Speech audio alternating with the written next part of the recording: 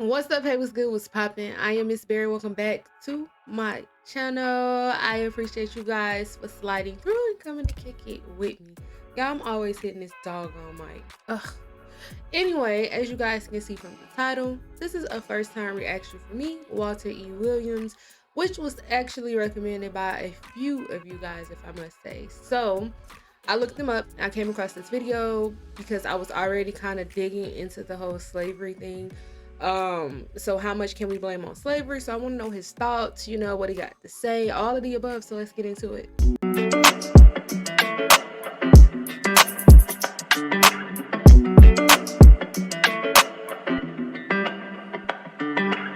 All right, all right. Let's get back into it. I can't even see. I got so much in front of me. Professor Walter Williams, how much political progress have blacks made in America since the death of Dr. Martin Luther King? Well, in terms of elective offices, there's been significant political progress. But very often, more often than not, that political power has not been translated into the things that blacks need, like better schools, more safer communities. You know, some of the cities in our country whose mayors and city councilmen are predominantly black, they're some of our cities with a major problem. I'm sorry to pause it so quickly, y'all. Please don't yell at me.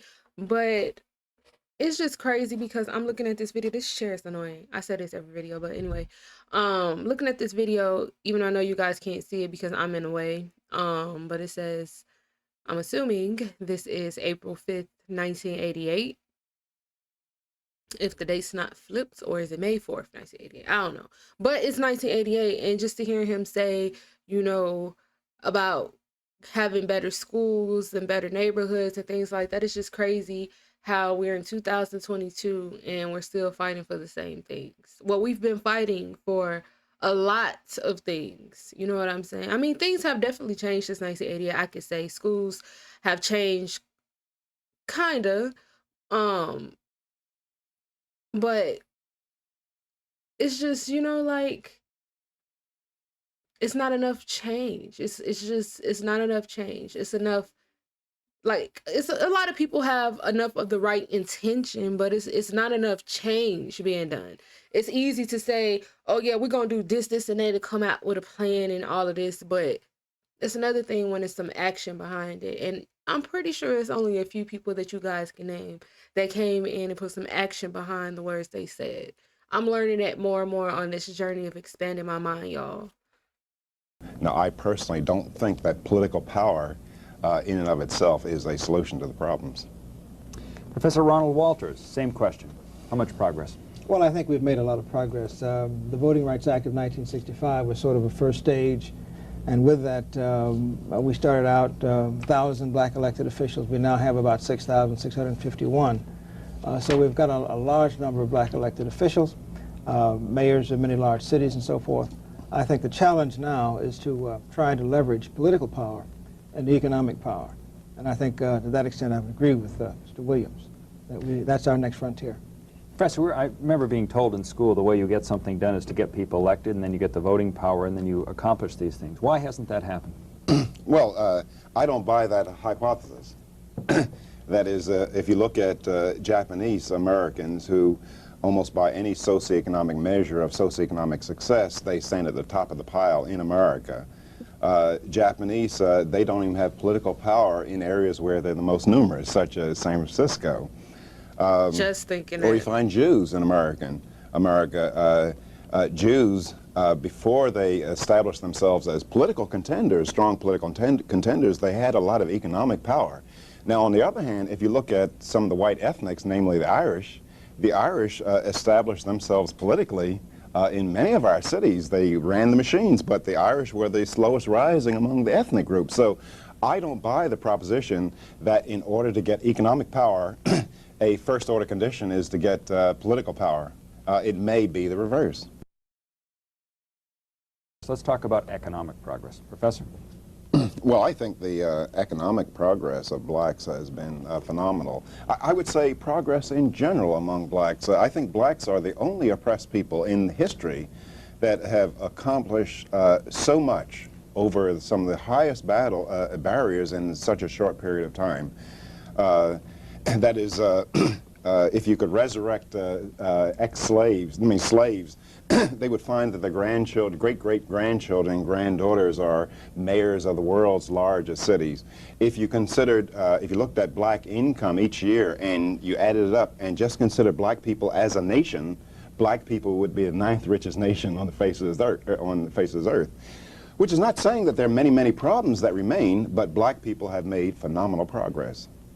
No question. Economic. Yes, no question about it. Yeah. When you look at, for example, even the harshest period of our subjugation in this country, the turn of the century, it was also the fastest period of black capital formation. So from a people who W.E.B. Du Bois said a long time ago came into their citizenship naked and penniless, what we have today is a people who have pretty much by their own, the dint of their own sweat, have achieved a tremendous status in this country. Slavery and discrimination in America, that is history. Nothing can be done about it. And I believe in that sense he's right that we need not focus all of our energies on it. Moreover, I would argue that the discrimination, the problems that black people face today, for the most part have very, very little to do with the heritage of slavery, with the heritage of discrimination in our country. You know, in 1925 in Harlem, 85% of black kids lived in two-parent families. Today in Harlem, maybe you'll find 30% if you're lucky. Now, this great change can't be attributed to slavery, it can't be attributed to racial discrimination, and that is, I think that too much of our focus is on discrimination and the heritage of slavery as opposed to how are we going to cope with the immediate problems that we face in our communities today. From San Diego, California. Go right ahead. I'd like to say something that, you know, I'm a white person and I've about had it up to my earlobes with the slavery issue. I mean, my great-great-granddad wasn't around when slavery was going on.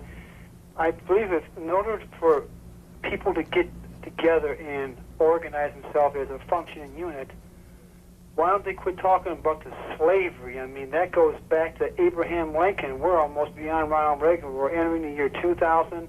Are they going to continue to use the slavery issue forever?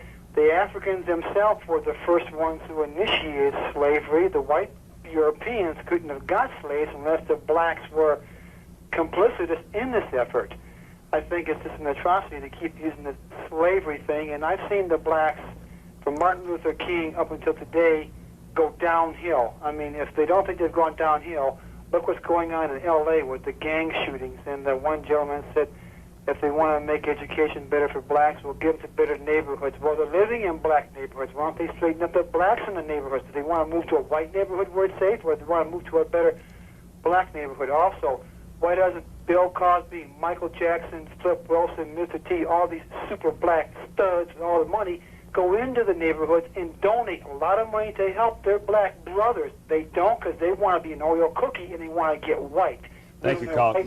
Let me just jump in here, Professor. Well, outside of the volume of racism in those remarks, I think that I understand, I think, the frustration of people who've heard a lot about slavery and who feel, I think, the tremendous guilt associated with it. It is a particular American crime, and I think we have yet to deal with it as a people. The Holocaust, of course, was something which was also an historical crime. It was something that somebody else did over there. Slavery was something that somebody did right here. And so it is an abiding part of the American scene. Like it or not, the condition of black people in America can be traced back to many of those things that were done. And so it's logical for us to raise it. We should not use it as an excuse all the time. And so I think to that extent, what we're talking about is history, and we're trying to make some sense out of the condition that black people face today. Let me respond also to the caller's call. That is, slavery and discrimination in America, that is history. Nothing can be done about it. And I believe in that sense he's right that we need not focus all of our energies on it. Moreover, I would argue that the discrimination, the problems that black people face today, for the most part have very, very little to do with the heritage of slavery, with the heritage of discrimination in our country. You know, in 1925 in Harlem, 85% of black kids live in two-parent families. Today in Harlem, maybe you'll find 30% if you're lucky. Now, this great change can't be attributed to slavery, it can't be attributed to racial discrimination, and that is, I think that too much of our focus is on discrimination and the heritage of slavery, as opposed to how are we going to cope with the immediate problems that we face in our communities today. Well, that is an incredible remark, because if at one time in the history of this country blacks had ever been equal and then gone downhill, I think we could make the argument that slavery would have had nothing to do with it. But what we have faced historically is a situation where we have never had the resources to catch up because of slavery. We have never had an equal status in any measure that you can formulate because of that condition, because we started late and we were kept back late. No, but so I'm I don't saying- understand, I really don't understand how an academic can sit here and say No, that what I don't slavery had understand- nothing to do with it today. Okay, no, Doesn't what I'm make any saying, no, sense. what I'm saying is that so far this year in Washington D.C., 70 blacks have been killed. 8,000. you're right. Wait, 8,000 will be murdered this I year, think more you're right. than the entire I think Vietnam you're War. right. Now, what I want to know is how can that be explained by slavery? That is far different. That That's what I'm particular saying. cause is far different than saying that we can blame everything on slavery. I don't think anybody, any responsible academic who uses slavery as a basis can blame everything on it. But I'd be interested in finding out what we can blame on slavery.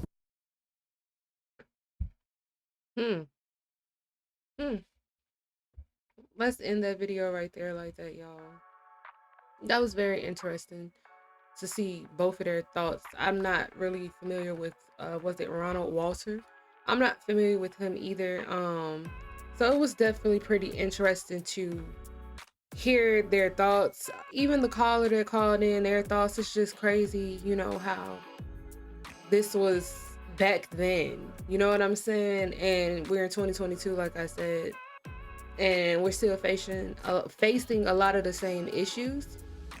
I think that, you know, as far as they saying, like, you know, people are more like, I can see both perspectives. Like, I can see it from, yeah, there's a lot of other things that need our attention right now, you know, that are going on presently.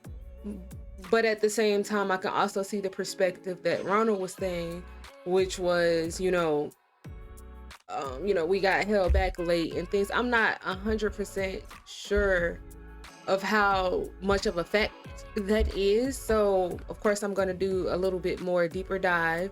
I do reaction videos because I want to react to things that I've never seen.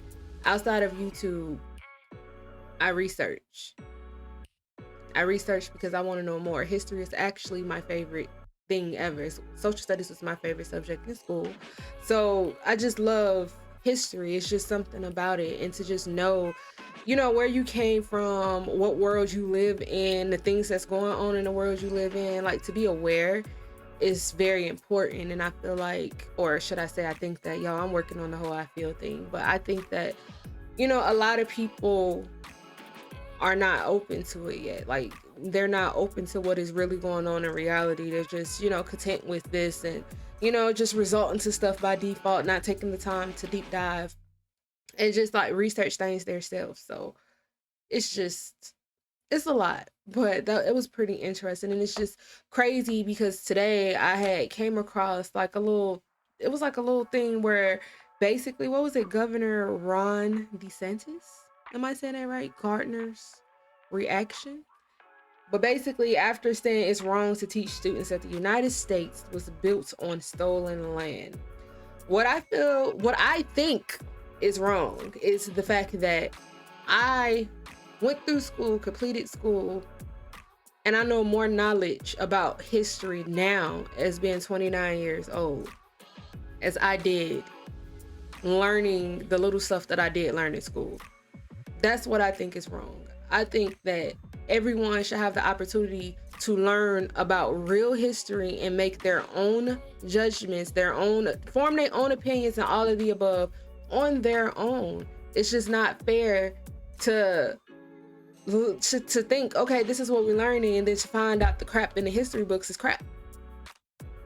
Anyway, guys, I really hope that you guys enjoyed this reaction video just as much as I enjoyed reacting to it. Comment down below, y'all. Give me more things that you guys would like to see me react to on this channel. I try to pay attention to all the comments and interact with you guys. I love doing that. Also, guys, don't forget to thumbs up this video, like it up, and as always, I appreciate you guys for coming through and kicking it with me. On the way out, guys, if you are not subscribed, don't forget to hit that red subscribe button and ring that bell, so when I drop a new video, you will know, you won't miss it. You'll be right here. And until next time.